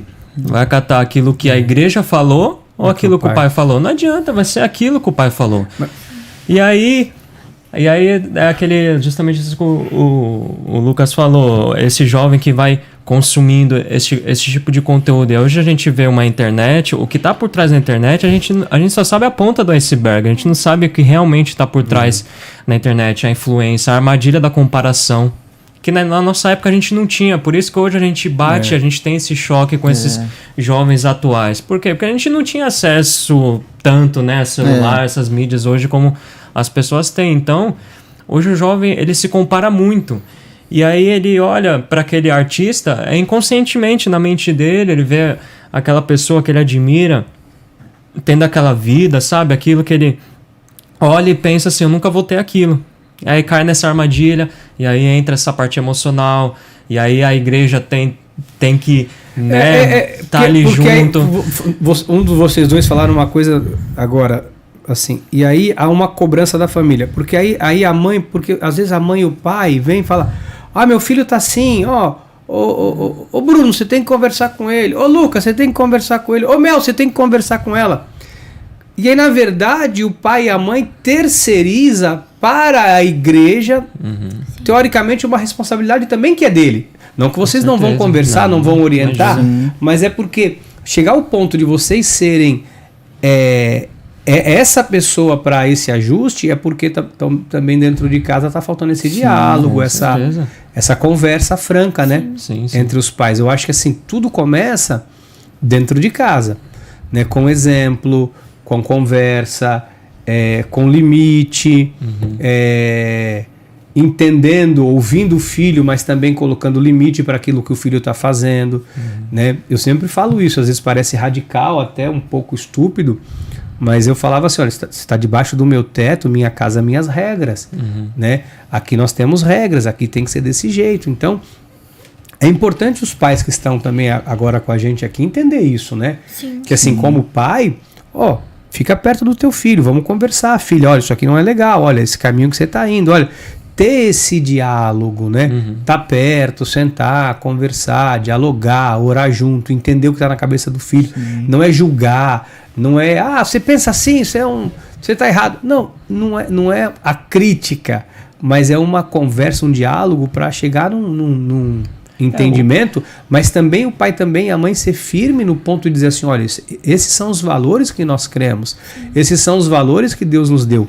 E são através desses valores que nós vamos ser honrados, né? Que Deus vai nos honrar. Exatamente. Eu vejo assim, o alimento principal que a igreja fornece é o alimento da palavra, o alimento espiritual, né? E aí os pais não influenciam, né? Não incentivam muitas vezes os filhos a virem para os próprios pro culto. Né? Às vezes o que a gente vê, às vezes é filhos pequenos incentivando os pais a virem pro culto. O oposto. Eu já vi várias pessoas, né, falando pra gente, poxa, hoje eu só tô aqui porque foi o meu filho que me incentivou a estar aqui. Assim, é uma vergonha. É porque lá na frente, esse pai pode colher um dissabor na vida do filho, não é o que a gente quer. Mas entender que assim, nós sempre nunca medimos esforços de fazer o melhor para ter os jovens na igreja, né? Para ter vocês aqui, colocava no carro, buscava em casa, levava, íamos para a igreja, para Santos, para culto, tal, para São Paulo, alugava van. Eu já dormi na sua casa. Dormi em casa, e vamos na van, e vamos vai ter reunião em São Paulo, vamos para lá. Por quê? Para que Cristo fosse formado em vocês. Então assim, às vezes a gente está cansado. Muitas vezes eu estava cansado. Mas vai ter um culto em São Paulo, vai ter um evento, vamos embora. Muitas vezes eu estava cansado, mas eu estava aqui vamos fazer um culto jovem, vamos fazer uma reunião, vamos fazer um trabalho. Porque isso é importante, o pai também ser esse motivador, né? Porque, e quando isso começa? Eu acho que começa na fase da infância. Porque assim, você vê crianças pequenas, é unânime. Eu vejo às vezes, eu estou na porta da igreja, e as mães, bispo, não está fechando a igreja? Não é bispo que está fechando a igreja? Aí eu, para provocar, eu falo, não, nós vamos demorar aqui. Aí os filhos, as filhas olham, tá vendo, o bispo não está indo embora, e chora porque não querem ir embora. O que muda de uma criança com 7, 8, 9 anos que chora para não ir embora, para aquele de 13, 14, 15 que não quer saber da igreja? É porque no meio do caminho, às vezes o pai ou a mãe, eu sei que não é maldade do pai, não é maldade da mãe, não é de caso pensado, mas tem que refletir. O pai e a mãe às vezes se distancia, o pai e a mãe às vezes deixa de trazer o filho, e aí o filho perde o quê? O encanto pelas coisas de Deus, da igreja, e aí ele substitui pelo quê? Pelos valores do mundo, amizade, entre tantas outras coisas que o mundo hoje proporciona, mídia social e etc., e ele se afasta. E aí eu sei que para vocês também é difícil para depois resgatar esse jovem, porque aí eles não querem mais ouvir, eles não têm mais vocês como referência, né? Porque é muito mais fácil quando o jovem tem vocês como referência. Como que a gente vai falar de cima do altar? Não fique em casa, venha para a igreja, vença o querer da sua carne. Se em casa o jovem fala, ai mãe, eu tô indisposto, não quero ir, tô com dor de cabeça. Ah, tá bom. Aí depois na igreja o pai fala, a gente pergunta, cadê o fulano? O fulano não veio porque ele tava indisposto, com gripe, ele espirrou e aí ele resolvi deixar ele em casa. Eu me lembro que quando eu não queria dar ofertas na igreja, a minha mãe já colocou isso na minha mente, no meu coração. Porque ela sabia que aquilo trouxe resultado para ela, ser dizimista fiel foi um princípio negociável para ela e ela tinha que me repassar isso. Então, chegava o momento dos dízimos e da oferta, ela falava assim, às vezes ela perguntava, Mel, você quer levar o seu envelope lá na frente? Eu falava, não. Ela falava, você vai. Aí ela já entregava o dinheiro, ou era uma nota de 2, ou eram umas moedinhas, colocava no envelope, e quando eu não queria ir sozinha, eu ia junto com ela. Acho que você lembra. Lembro. Grande eu ainda ia com ela, porque eu criei esse hábito. eu não queria ir sozinha, então eu fui indo com a minha mãe, até chegar um ponto que eu ia com a minha mãe com prazer. E quando ela não estava no culto, eu levantava e eu levava a minha oferta. Então foi um trabalho que ela teve que fazer comigo. A mesma coisa isso, do né? querer ir pra igreja. O Teve trabalho uma dela. época que eu não queria também estar na igreja, eu preferia ficar em casa, porque eu era muito tímida. Então, tinha várias questões. Tinha o Lucas que ficava mandando cartinha pra mim na salinha, mesmo? que ficava Meu falando, Deus. você me ama, namora Você me ama. comigo. Meu Deus. Né? Então, tinha várias coisas. Nosso patrocinador já mandou nosso lanche de hoje? Olha, Vai trazer vai. pra cá, a gente vai comer. Deus é né? fiel. Traz aí, Eu aceito. traz aí. Traz aí. Aceita? Claro. Traz lá pro pessoal. Aqui é comer. ao vivo. Mas sabe uma coisa que eu quero falar, pai, sobre os pais? Porque eu penso assim, os nossos filhos... Pode trazer um refresco, eu tô tomando água de coco só, tá? A minha água já acabou aqui, tô quase... Senhor, Tem um limão. tem um limãozinho? Espera que eu vou virar minha água aí, que eu vou beber água de coco. Os nossos filhos, quando eu digo os nossos filhos, não é que vai vir baby aí não, galera, mas é porque... Ainda não. Mas os nossos filhos são uma semente. E a semente, qual que é o propósito? Você vai plantar a semente, ela vai dar... Só tem que tirar água. Ô, Como, desculpa, como não é gente. patrocinador, eu não posso deixar na mesa. Ai, meu Deus. É verdade. Como não é patrocinador, eu Vai não ficar- posso deixar Desculpa, na mesa. gente. Essa água aqui é boa, é nível WSNet. É isso aí. Obrigada, Petra. Obrigada, Habibs. E... Nem sei o que eu tô falando, semente, né? Vou casar em breve, fala. Patrocínio. Você tava Me ajuda falando aí. Da Filhos semente. são Então, se você planta uma semente, você quer... Tem muitos pais que querem ver... Tem algum pai... Não sei se tem algum pai que quer ver o filho pior do que ele. Não. Mas o pai quer ver. Sempre Então, se melhor, você né? planta sempre o melhor. Agora, se você planta sempre o pior, você tem que saber que aquilo vai crescer também. Porque nem sempre que você... Aquilo que você plantar, você vai colher. Então, eu vejo assim... Eu fico indignado. Porque parece que hoje os filhos mandam mais que os pais. Filho bate boca com o pai, sabe? E tem pais que abaixam a cabeça e... Você sabe que até... assim... Até antes de eu casar mesmo. Minha mãe, ela falou, deixa eu ver seu celular aí, deixa eu ver suas conversas aí no WhatsApp. Porque ela era minha mãe, eu morava na casa dela mesmo. Eu tava com... Às vezes já formado já, mas ela tinha um controle, era minha mãe. Sempre fez isso na vida dos meus irmãos, sempre... E os pais estão muito permissivos hoje em dia. Permissivos, desculpa. Estão muito permissivos hoje em dia. Tem um casal de namorado aí, pode dormir um na casa do outro. Não tem horário pra voltar. Um vai no quarto ver o outro dormir. Assim, Essas coisas assim é complicado. E assim, hoje, quando um jovem vem com alguma dificuldade, alguma coisa que precisa consertar e algum pai vem, eu penso o seguinte: esse jovem é espelho do que Ele tem aprendeu. dentro de casa. Então, alguma coisa precisa ser tratado. Às vezes não é só nele, só no jovem, porque ele tá sendo reflexo de muita coisa que está sendo vivida Dentro do lar. Então, aproveitando, puxando um gancho, pai, sobre o nosso projeto do Eclectos, né? Que Deus tem falado muito com a gente, né? Em particular comigo, assim, que eu tenho estudado muito e tenho compartilhado com meus irmãos. Sobre nós fazermos algum trabalho junto com os pais, porque é uma parceria, né? Eu acredito que Importantíssimo isso. nós Eclectos, nosso grupo jovem, não está trabalhando sozinho, nunca trabalhou. Né? E a gente pode ver que Mas hoje de forma intencional, né? Junto de com os forma pais. intencional, tratando problemas que precisam ser tratados, a gente está aqui para ajudar. Porque tem que ser... A gente está... a máquina inteira, né? Assim, ele precisa funcionar 100%. E vamos pensar que a gente é 50% que dá isso, e a família, os pais são os outros 50%. Então precisa ser trabalhado 100% para a gente poder ver uma...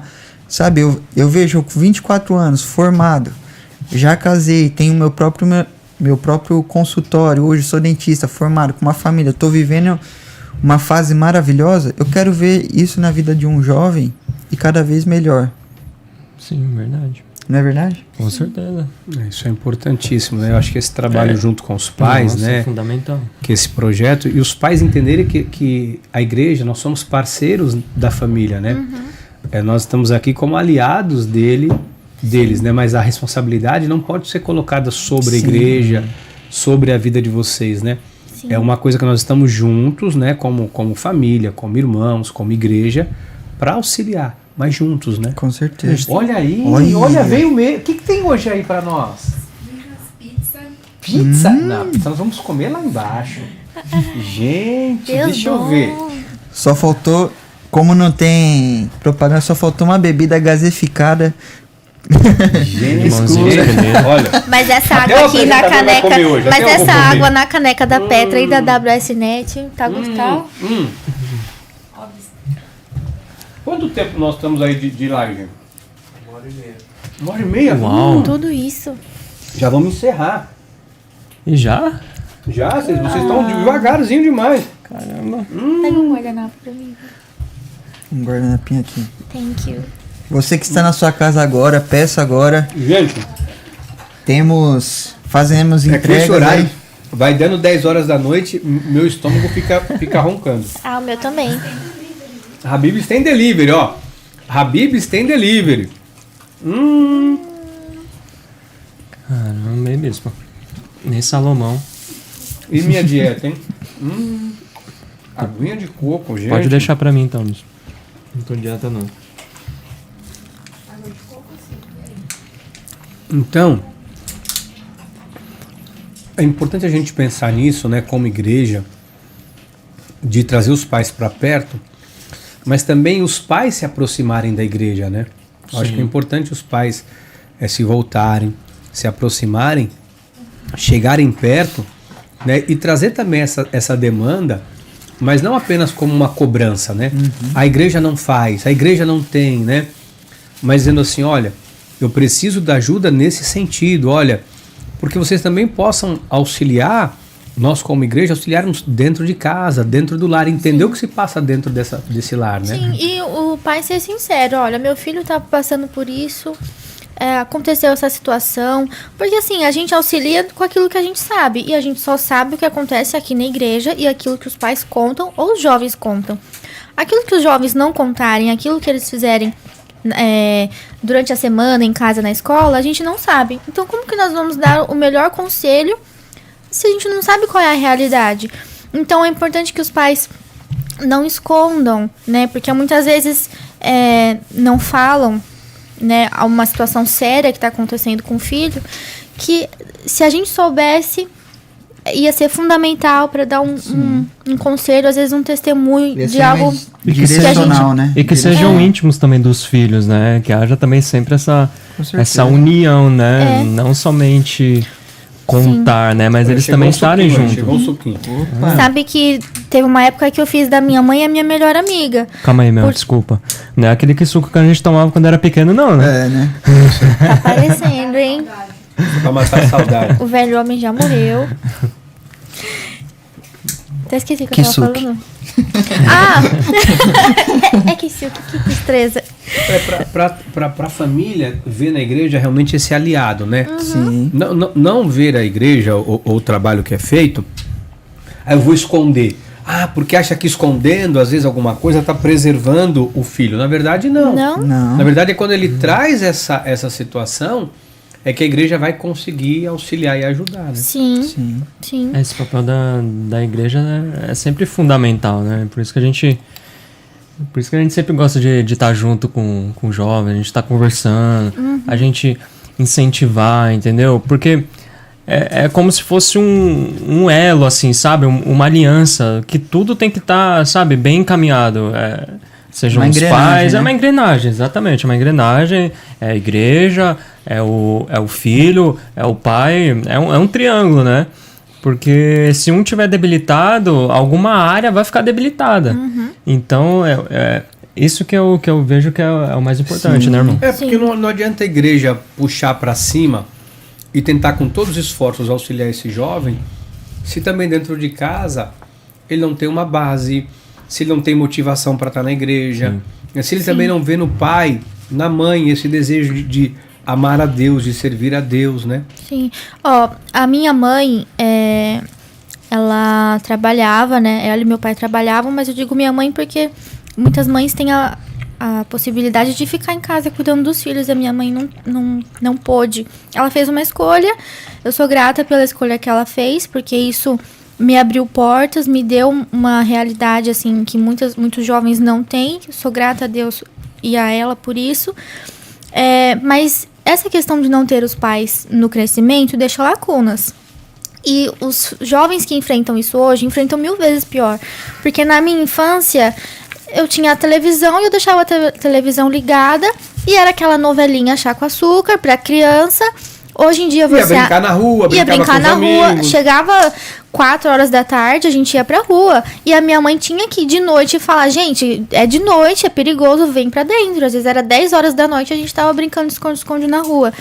Hoje não existe isso. Então os pais precisam entender que a sociedade mudou, os apelos mudaram. Sim. E os pais precisam urgentemente se fazer presente nessas lacunas dos filhos. Com certeza, porque eles vão encontrar outras coisas que preencham essa lacuna e aí depois para resgatar esse filho é muito mais trabalhoso, tanto para o pai como para a igreja. E a gente vê...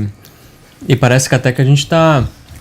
Não é que a gente tá transferindo, né, a culpa, né? Não, a igreja não tem responsabilidades, né? Não. Até porque, assim, se eu perguntar pra você, bispo, a responsabilidade dos seus filhos é de quem? As atitudes que eles têm. É óbvio que você vai bater no peito e vai falar quem? A responsabilidade é minha. Então, assim, que haja essa postura... A autorresponsabilidade... Isso, exatamente. Ela é fundamental. Nós temos 2 tipos de pessoas e de atitudes. Aquele que vai se responsabilizar por tudo que aconteceu na sua vida. E o que vai ser vou dar um exemplo. Eu cheguei atrasado. Aí você é o meu chefe. Ricardo, você chegou atrasado. Simples, desculpa. Eu realmente me atrasei, não vai acontecer de novo e realmente a culpa é minha. Acabou. Aquele que se vitimiza e fala, não, eu saí de casa, mas o ônibus atrasou porque o motorista, porque essa empresa de ônibus, falta ônibus na cidade, o transporte público é ruim. Então, só que as pessoas não percebem que se você viver dessa forma, você sempre vai querer responsabilizar o outro e você nunca vai crescer. Então, o nosso posicionamento quanto igreja é fazer com que cada um de vocês cresça. Né? Eu estou aqui na mesa com vocês, de verdade, eu estou aqui lembrando, Bruno, você pequeno com uma chuteirinha amarrada o cadastro da chuteira de cravo amarrado na canela vindo para a igreja. Eu lembro quantas vezes o Lucas pequenininho, deitado no banco de trás do carro, não tinha nem a Ana Laura nem o Gabriel vindo para a igreja. Eu lembro da Mel chegando com a mãe, né, com a irmã, pequenininha para a igreja e ficavam lá atrás exatamente naquele... Era um cercadinho, um chão que não tinha nem piso, né? Era um chão de cimento com toda... E assim, vocês foram forjados, foram aprendendo, foram passando por várias etapas. E hoje vocês aqui, nessa mesa, conversando com vocês, conversa gostosa, né? A gente vendo tudo que Deus está fazendo, o que vocês têm já de experiência. Eu sei que não dá pra gente contar tudo aqui, ficaremos horas, né? E o tempo não nos permite. Mas assim, graças a Deus pela vida de vocês, por aquilo que foi forjado pelo Senhor na vida de vocês, né? E que vocês possam, através desse trabalho no Eclectus com os nossos jovens, realmente ajudar aos pais, porque a igreja é uma família. Né? Eu acho que a igreja cumpre esse papel, nosso papel, o papel de vocês é estar perto, não é rejeitar, abandonar nenhum jovem. Aqui essa é a nossa missão, né? Não existe jovem problema. Nós estamos aqui para acolher. Independente do problema, nós amamos, nós vamos ajudar, desde que esse jovem queira e que a família também nos apoie nesse processo, né? É importante, então, ter esse sincronismo, né? Essa harmonia e esse sincronismo entre a igreja e as famílias. Né? Eu vejo assim que, de verdade, bispo, eu converso muito com o Lucas disso, a gente fala assim, às vezes o que segura um jovem é a igreja, sabe? A gente, né? Sim, a gente olha assim para hoje, né? Graças a Deus nós estamos, né, firmes, que às vezes a influência tá tão pesada, sabe? O mundo tá tão hoje pesado as influências, né? Às vezes o jovem tá sem rumo, e às vezes ele vem aqui, ele serve, ele está aqui junto com a gente. ele tá servindo, ele tá tocando, ele tá louvando, ou ele tá ali mesmo recebendo a palavra, aquilo a gente, às vezes a gente não tem a noção, só Deus sabe, do quanto que faz bem, né? A gente fala... Verdade. Às vezes a gente é alimentado ali Quanto ele se sente importante. Né? Às vezes a gente é alimentado ali do altar, é um alimento sólido. Passa uma semana, a gente já não lembra da mensagem. É verdade. Mas aquele alimento ali naquela hora, ele serviu. Foi fundamental. Ele foi fundamental esse naquela alimento hora. que a gente comeu agora, né? Exatamente. Daqui 2 dias ele não vai valer mais vai nada. valer nada. Daqui 1 hora ele já está sendo, né? Sim. Então, aí tá a importância da igreja. Aí a importância da palavra, da gente estar junto, da gente conversar, da gente bater papo. Isso que é o fantástico. Um conselho que eu dou, às vezes eu vejo assim, pais conversando com a gente, olham pra gente assim com aquele olhar tipo assim, poxa, eu gostaria que meu filho fosse igual a vocês, sabe? A gente tem uma vida assim, estamos vivendo assim, eu creio que é só o começo do que a gente tá vivendo, que a gente vai viver coisas muito maiores e melhores. Mas o maior investimento que você pode fazer na vida do seu filho é trazer ele pra igreja, pra perto de Jesus. Uau, é verdade. Às vezes a gente pensa que vou colocar meu filho numa escola, uma faculdade tal, eu tô fazendo investimento, vou dar um curso pra ele. Às vezes você pode estar realmente fazendo um grande investimento, mas você pode perder um investimento que foi dado. Sim. Que o maior investimento que Pode ser um investimento de risco, né? de risco.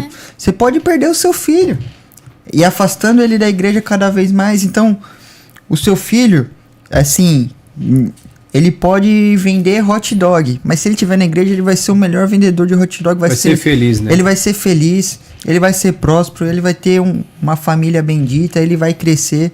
Não é o que ele faz, mas sim, sabe, como ele faz com Jesus, sabe, servindo a Deus. Não é aonde ele está, mas como ele está. Exatamente.